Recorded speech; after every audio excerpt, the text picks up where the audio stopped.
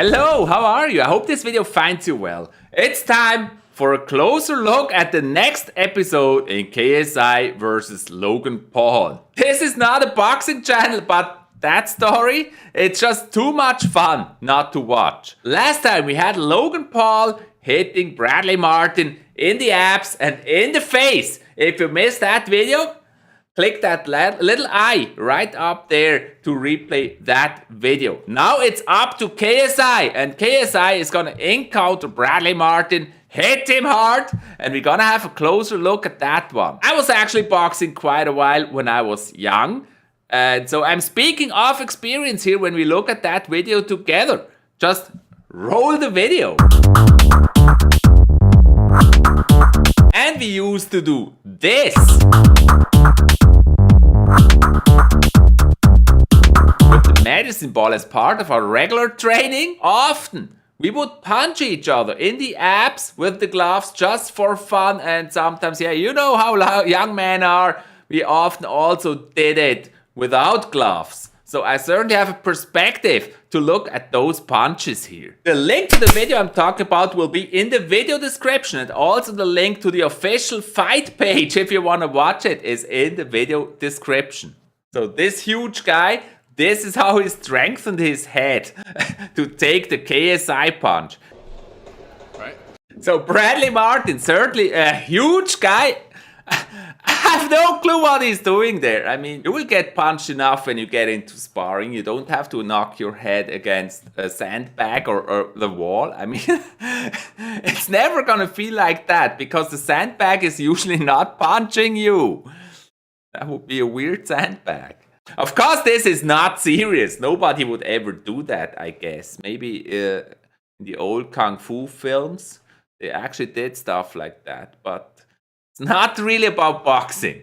Look how huge Bradley Martyn is. Very strong. So if you're into fitness, or anyway, certainly check out his channel, Bradley Martyn. Jump. 1, 2.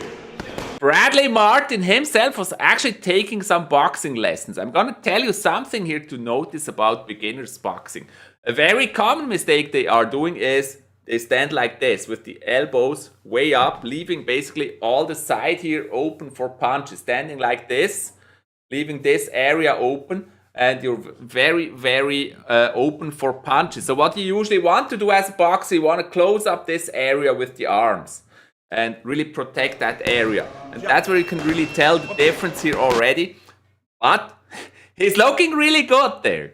What he's really doing good there is keeping the fists close to the chin. He's doing an excellent job with that. So maybe Bradley Martyn, he should fight the winner of KSI versus Logan. Now let's go to the punch. KSI punching Bradley Martyn into the abs. And I'm gonna explain little things after the punch.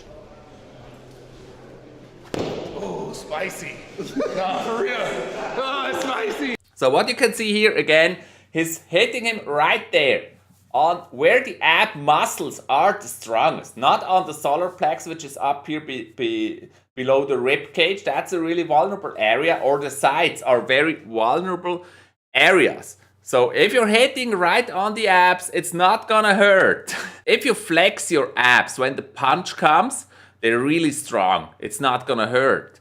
Compared to in a real battle, you don't know when exactly the punch will hit. You always have to be ready to flex your abs the moment it's required, but you don't know exactly when. So that makes you more vulnerable to punches during a fight. When you're prepared for the punch on the abs, it's not gonna hurt. Unless you're not trained. Or maybe if the other guy is way heavier than you are, then it may hurt. But usually if you're well trained and you're about the same weight and he's punching you with gloves on the abs, not gonna hurt.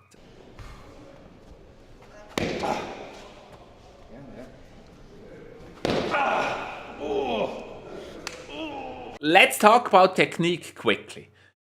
This punch, it looks kind of soft, but compared to the other punch we've seen, where Logan Paul kind of really takes his time and then lands a heavy punch into the abs, here KSI is like really fast. It's a fast punch. And don't underestimate the power of speed, because what makes a punch powerful is the weight you're able to put behind that punch and the speed. So if that punch is very fast and all your weight is in the punch with all the spin, it's gonna be a harder punch than if you put all the weight in the punch but you're slow. Speed makes a huge difference. And what you see here is that KSI is actually punching very fast. And I really like the movement. He's doing a good movement there when he punches.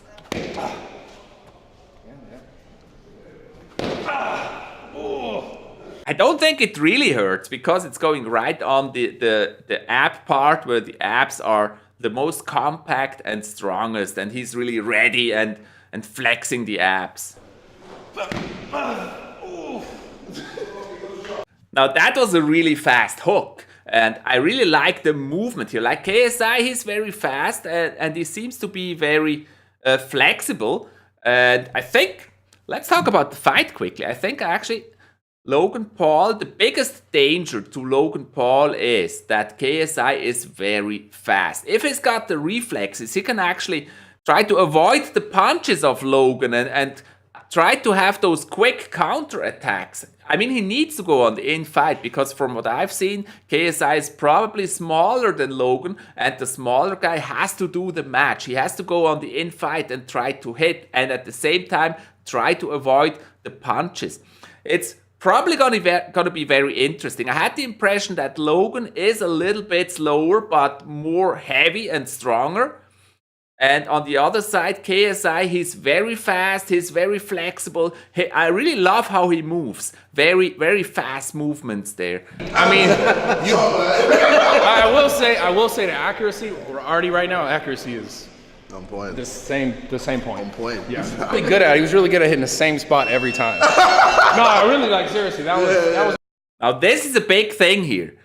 Bradley Martyn is saying KSI's accuracy is very good, it's excellent, and that makes a huge difference because in boxing, if you hit the right spot, like really moving the head here, as I said last time, hitting it on the corners here of the chin and moving the head backwards, and if you hit that spot exactly, it's a huge difference if you hit the right spot or if you hit here on the ear, or if you don't hit at all. Accuracy makes a great difference. If it's fast and very accurate, that gives him a good chance here in trying to really box Logan Paul. But he also needs to avoid the punches from Logan Paul. I think Logan is going to hit very hard. He's also fast, by the way. If you don't see them together, it's really hard to tell from videos. But what I've seen so far, I think Logan may be a little bit slower but stronger. And now we're coming to the head punch. Do you want me like power? Yes. Again, he's wearing the helmet. Why does he wear? Okay, maybe it helps him because it distributes the punch a little bit over all of the head, but I actually don't think so. It's very small, the amount. The head guard is basically there to protect you from headbutts, making sure in the in-fight you're not hitting with the heads because that gives really ugly cuts on the eyebrows. That's what it's for. Of course, also from punches you can get cuts, but usually it's from headbutts, from repeated headbutts.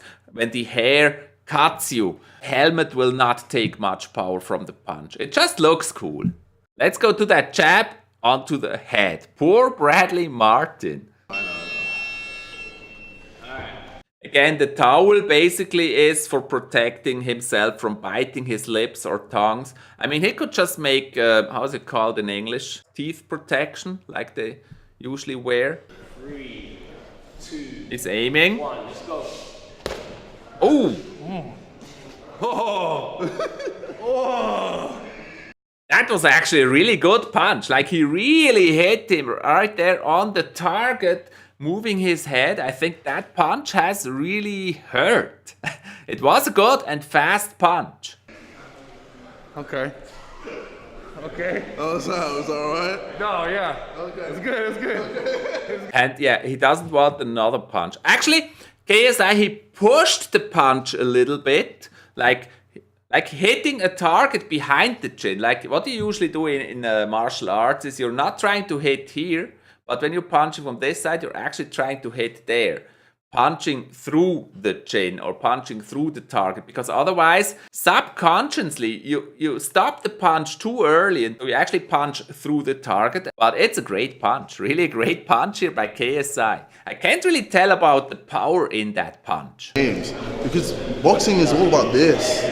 That's what everyone doesn't realize, man. Like, he's actually very right there. Boxing is not just trying to hit the other guy and punching. It's a lot about smartness, trying to avoid punches, the right timing, when to attack, when not to attack, and also timing. I mean, it's 6 rounds of 3 minutes. It's not 12 rounds like World Championship match. But it's still 6 rounds of 3 minutes is very hard. Actually, already 2 or 3 rounds, if you're not trained enough, is very hard of 3 minutes. So if you're going into the match too intense, if your timing isn't right, you will be exhausted at the end of the rounds, and that's where you're very vulnerable at the end of the rounds if you're exhausted. So you have to use your power wisely through those 3 minutes and also through the 6 rounds, so that you cannot be knocked out.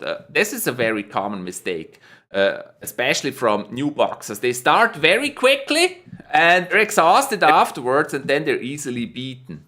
it's all about this. Yeah. And you can beat someone just your mind. This is so true. It's exactly true. And it's not how much you can hit the other guy. It's not only about that. It's also how many punches you can avoid. I'm going to destroy Logan. And if he wants a rematch, I'm going to destroy him again. And then I want to go pro, because that's the real test. So you really want to do this? Yeah. So my comment on this, 𝗙𝗧𝗧 wants to go pro. And I believe you should do whatever you believe it, and you should try it. But I'm going to give some context here. Usually, amateurs have more than 100 fights before they go pro.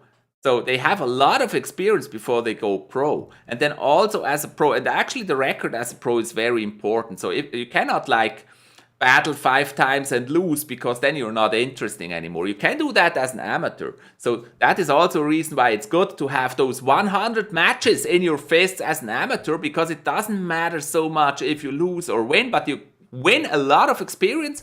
And the goal as a pro is actually to have opponents that get stronger and stronger and stronger, and you learn with every match. You want your career to be like you win every match. You're really building a career story like that. Boxers, really successful boxers, they start at a very young age. I mean, in their early 10s usually. Start boxing after 20 is not going to be easy. Big respect here for 𝗙𝗧𝗧.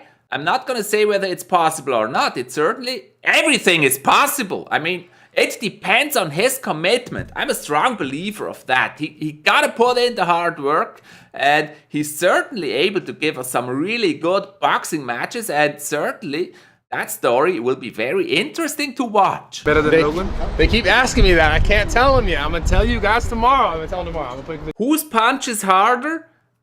I don't know. It's very hard to tell just from watching the video. You'd have to feel it. Depends how accurate the punch is. So it's really hard to tell. And the battle is a totally different story. Like, the target is moving. It's hard to hit. It's punching back. It's a totally different story. So I'm not sure this really gives an indication about the match, just saying who punches stronger. I've seen a lot of heavy dudes lose against smaller guys. So that says basically nothing. It's about speed, it's about timing. So I hope you enjoyed those insights from me about boxing, and maybe that helps you a little bit to understand what's really going on, and maybe it also gets you a little hyped up for the match. I'm certainly hyped up and I want to see that match. Please give a thumbs up for this video, and don't forget to subscribe to StorySpotlight for more amazing stories, and see you in the next video.